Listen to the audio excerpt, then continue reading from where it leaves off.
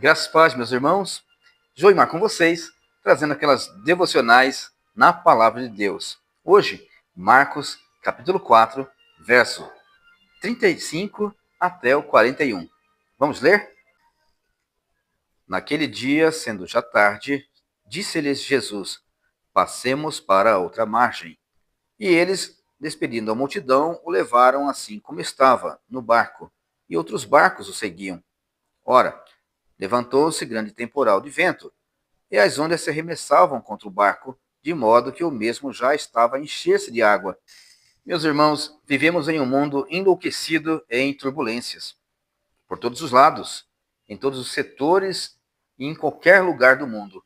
O mundo tem mostrado cada vez mais um lugar de grande inquietação. Quando nós olhamos para esse texto, nós encontramos o Senhor Jesus, depois de dias de ministração, cura, pregação, conforto aos necessitados, ir para a sua cidade natal, onde também começa outra sessão de ministração, de curas e aplicação da sua misericórdia, até que resolve estendê-la até o outro lado do mar da Galileia, que é na região dos Gadarenos, ou Gerazenos em algumas versões.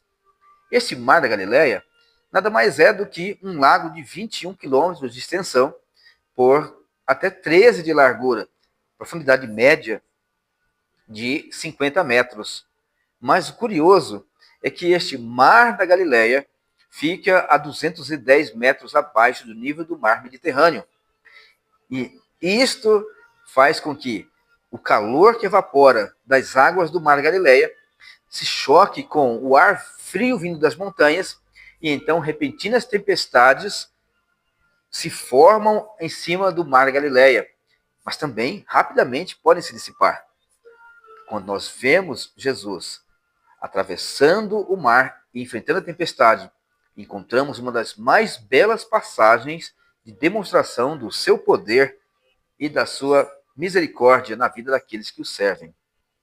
Hoje nós vamos ver Jesus, o Senhor, sobre as tempestades, exatamente como no texto que nós lemos.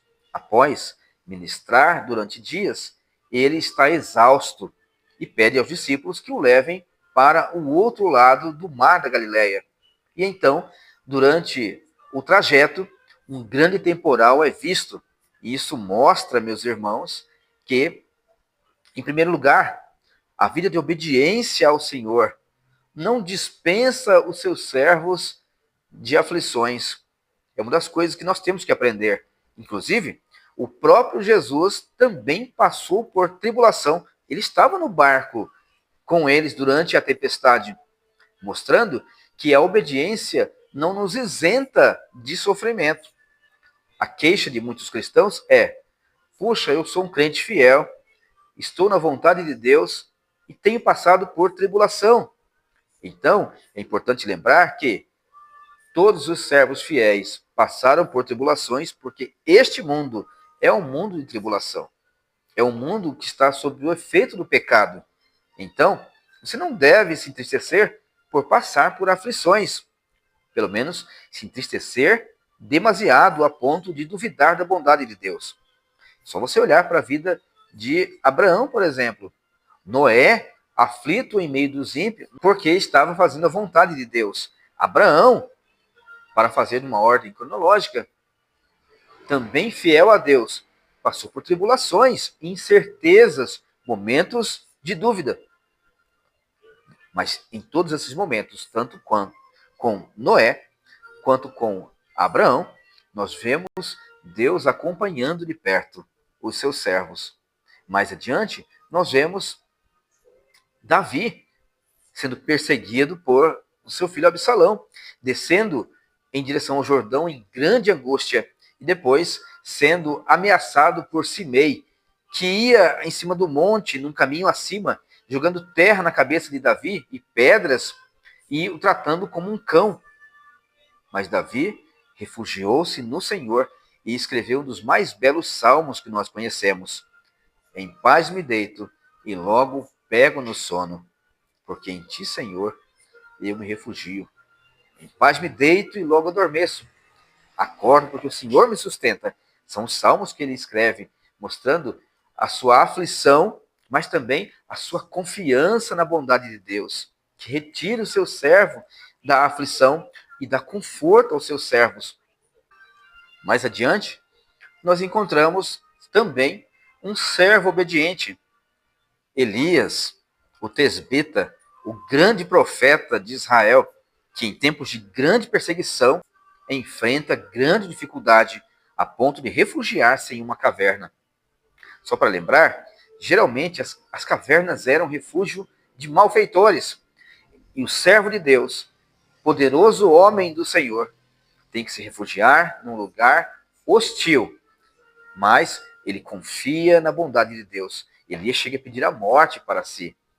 E Deus lhe manda conforto, porque ele conforta os seus servos em grande tribulação. Mais adiante, nós encontramos o Senhor Jesus, pessoalmente confortando a igreja de Esmirna. É a única igreja que não é repreendida no Apocalipse. E Jesus conforta aquela igreja dizendo: conheço a tua tribulação e a tua pobreza. E eu sei que vocês são fiéis. Não que a pobreza em si seja uma honra ou um troféu, mas o passar por privações e se manter íntegro na fé e fiel a Deus é um troféu, é um presente de Deus, uma vez que a fé também é um dom de Deus. E assim como a tempestade no Mar da Galileia foi repentina, a vida também traz muitas tempestades repentinas. Eventos que não contávamos que acontecesse. Coisas terríveis que se levantam de uma hora para outra. Tribulações e angústias que nós temos que enfrentar. Mas o crente deve saber que Jesus conforta aqueles que passam por tribulação.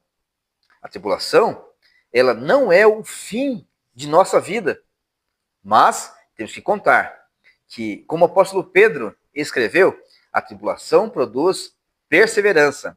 A perseverança, experiência.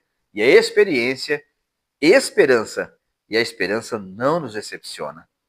Assim, quando nós olhamos para a tempestade do mar da Galileia, as ondas se arremessavam contra o barco e eram tão fortes que aqueles pescadores experientes imaginaram que iriam naufragar. As ondas batiam no barco a ponto de quase levá-lo a pique.